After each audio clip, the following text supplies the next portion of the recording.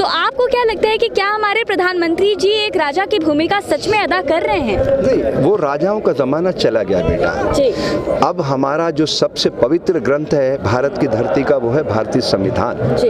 वो हम सबको समरसता का, समानता का, स्वतंत्रता का अधिकार देता है। इसलिए हमें ये वायरस को डिमोलिश करना चाहिए। कोई राजा नहीं, वो हमारी भिखारी है, हमारे वोट से चुने गए हैं। अब्राहम लिंकन साहब कहते हैं जनता का, जनता से, जनता के लिए। हमारा भारत एक प्रयोगशाला है दुनिया के लिए। अगर ये सफल हो जाती है तो सारी दुनिया इससे सीखेगी, तब हम सही मायने में विश्व गुरु बनेंगे। शर्मी की हद होती है साहब, आप संविधान को कहाँ ले जा रहे हो? खत्म करो ना। अगर आपको चुनाव प्रणाली नहीं रखना है, आप भी डिक्टेटर बन जाओ ना।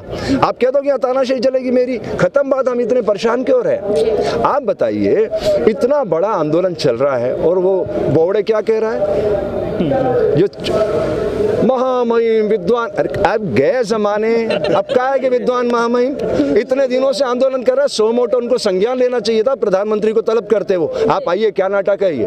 हैं? वो क्या बोल रहा है? साहब आपको ये तो अधिकार है आपकी बात करने का, लेकिन आप किसी का रास्ता नहीं रोकेंगे। इसका मतलब समझ रहे हो आप? चीफ जस्टिस ऑफ इंडिया, उसका नाम है बोवड़े। तो दिख नहीं रहा देश में क्या चल रहा है, और कह रहा है कि साहब आंदोलन करने का आपको हक तो है, लेकिन आप रोकेंगे नहीं रास्ते। यही तो वो चाहता है कि तुम यहाँ बरसों तक बैठे रहो। जंतर मंतर पे 4 साल तक सैनिक बैठे रहे, क्या किया उन्होंने? उठ के जाना पड़ा ना। यही किसानों के साथ करना चाहता है वो। ये तानाशाह की सरकार है, इसको नष्ट करने का एक ही तरीका है, सोशल मीडिया को बड़ा करिए आप। और ये जितने आप चैनल देखते हो ना, इन सबको बंद करो, जैसे सामने दिखे ऑफ। अब रिमोट आपके हाथ में, इनका टीआरपी जाएगा या आप घुटनों के बल आएंगे। एक ही इलाज इनका, इस डिजिटल तकनीक का बेहतर इस्तेमाल करना सीखिए। अगर आप ये नहीं करेंगे, इस आंदोलन को भी वापस जाना पड़ेगा। कुछ नहीं कर पाओगे आप। कब तक लड़ोगे आप? वो तो यही चाहते हैं। वो बेवड़ा बोल रहा है कि तुम बैठे रहो, हमें कोई एतराज नहीं है, लेकिन तुम रास्ता नहीं रोकोगे। अब रास्ता नहीं रोकोगे, सुनेगा कौन तुम्हारी? यहाँ कितने सालों तक बैठोगे आप? यही तो वो कर रहे हैं। इसके खिलाफ आंदोलन खड़ा करना पड़ेगा। और मैं सारे संगठनों से प्रार्थना करता हूं कि आप लोग मेरे साथ आओ, बैठो। मैं बहुत लंबे समय तक अनगिनत कांग्रेस के मुकदमे झेल चुका हूं और आज आपके सामने खड़ा हूं। यूरो रिपोर्ट लगवा करके एक भी केस में मेरे को पुलिस अरेस्ट नहीं कर सकी। मेरे को पता है सिस्टम से कैसे लड़ा जाता है। समझ रहे हैं आप? मैं मीसाबंदी बनने जा रहा था, ये भी बनने जा रहा था। ये भाग गया सरदार बनके, झूठा नकली सरदार बनके। 25 जून 75 की रात को मैं कलेक्टर के सामने खड़ा हो गया। मैंने कहा हाँ, मैं देश के निर्माण के लिए काम करता हूँ, कहाँ भेजना है भेजो आप। और यहाँ भी खड़ा हूँ, मैं कह रहा हूँ अगर ये गोली चलाए तो पहली गोली हर्षानंद के सीने पर आएगी। लेकिन सब लोगों को एडवांस सोच रखना पड़ेगी, हाईटेक होना पड़ेगा। अगर आप चाह रहे हो कि आपको न्यायपालिका न्याय दे देगी, तो इस भ्रम को आप निकाल दो, डिमोलिश करो इस वायरस को, नया वायरस डालो। आपको लंबी रेखा खींचना पड़ेगी इनको बिना छुए। ये लोकतंत्र एक प्रयोगशाला है, अभी बना नहीं है। चाहे वो कांग्रेस हो, बीजेपी हो, सबने किसान का इस्तेमाल किया है। अन्नदाता है, मालिक हैं, वोट लिया और काम खत्म। आप बताइए 1947 में देश आजाद हुआ, 1857 में क्रांति का आंदोलन शुरू हुआ, 90 साल असंख्य धर्मयोद्धाओं ने अपने खून से सींचा इस भारत को। क्या देश आजाद हो गया? आज भी गांव के अंदर अछूत बच्चे घोड़ी पे नहीं चढ़ सकते, मार डालते हैं उनको। यह आजाद देश है? लानत की बात है ऐसी आजादी को। मैं लात मारता हूं ऐसी आजादी को, जब मां के गर्भ से तुम अछूत पैदा कर देते हो। मुझे चाहिए एक संतान इस धरती पर ऐसी जो श्वास लेते हुए राम का राह बोल के दिखा सके। हिंदू बनते हैं ना, बुलाइए उनको, किसी को भी संसार के ऐसे व्यक्ति को जो किसी ज्ञान के बल पे श्वास लेते हुए राम का राह बोल के दिखा दे, मैं मुंडी काट के उसके चरणों में गिरा दूंगा। प्रकृति की दिव्य भाषा मौन है, वो मौन से अपनी शक्ति को संचालित कर रहा है। इतने लोग खून पसीने से, श्रम से धन कमाने वाले लोग इतनी पीड़ा का स्वर लेकर इतनी ठंड में बैठे हैं और इनको थोड़ी सी करुणा पैदा नहीं हो रही है। ये इंसान है? अधर्म जब धर्म का कवच पहनकर खड़ा हो जाए तो उसे नष्ट कर देना ये धर्म है। ये मैं नहीं कह रहा हूं, ये कृष्ण ने अर्जुन के मन के संशय को मिटाया है धर्म क्षेत्र में।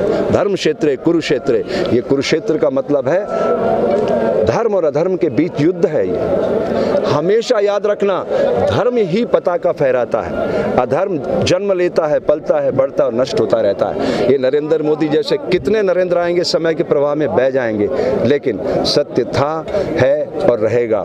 ये एक प्रयोगशाला है भारत।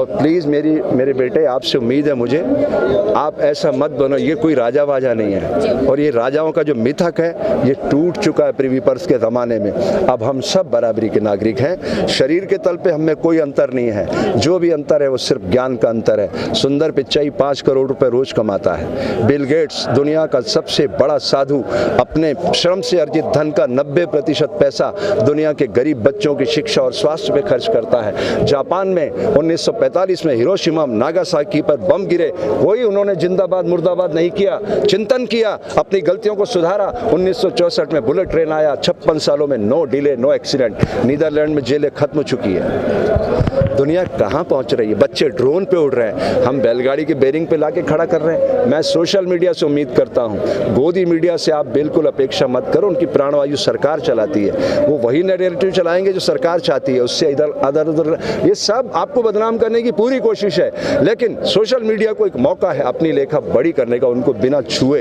इसलिए मेरी आपसे प्रार्थना है सोशल मीडिया वालों से कि आप लोग ऐसी चीज़ें खोज के लाइए कि वो जो भोंपू मीडिया है उससे आपकी आवाज़ बहुत बड़ी हो जाए। इसमें आपका, हमारा, समाज का, संपूर्ण मानव जाति का कल्याण छिपा। 44 साल पहले मैंने किसानों के लिए एक गीत लिखा था।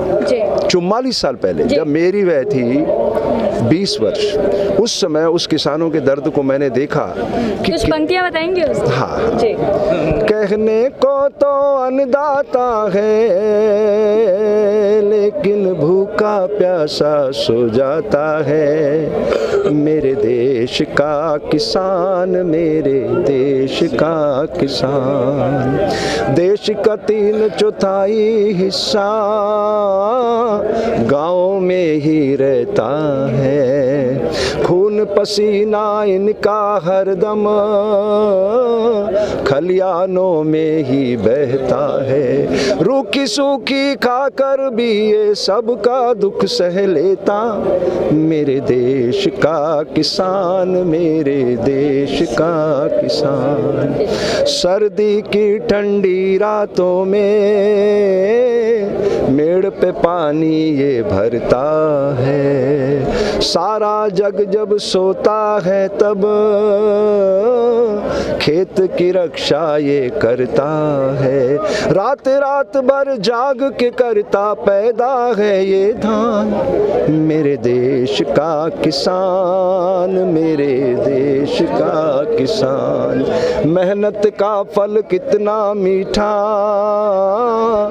कर्जे में ही हरदम रहता। व्यापारी, अधिकारी, नेता, इनका खून ही चूसता रहता। हंसते हंसते सह लेता ये निर्मम अत्याचार। मेरे देश का किसान, मेरे देश का किसान। बिल्कुल वो दृश्य वैसा का वैसे उभर रहा है जैसे मैंने लिखा था 44 साल पहले।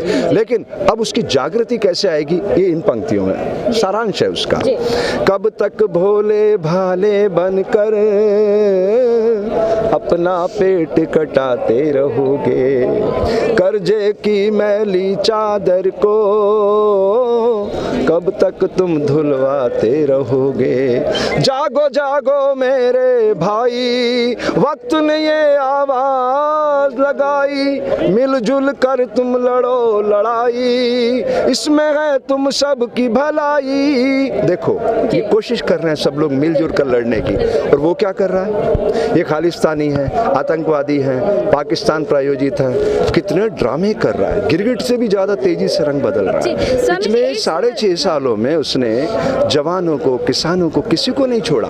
जवानों ने 4 साल तक जंतर मंतर पे आंदोलन किया, उसे भी खदेड़ दिया उसने। हम सबको वो बदनाम करना चाहता है। वो भगवा वस्त्र की बड़ी मर्यादा के गीत गाता है। कितने भगवा वस्त्रधारियों को, बेगुनाह को उसने जेल भेज दिया, उसका हिसाब कौन पूछेगा उससे? वो तो मतलब ये है कि वन मैन शो कि मैं ही इस ब्रह्मांड का मालिक हूँ, उसे ऐसा लगता है। इस भ्रम को दूर करने के लिए प्रकृति इस आंदोलन को संचालित कर रही है, ऐसा मेरा मानना है।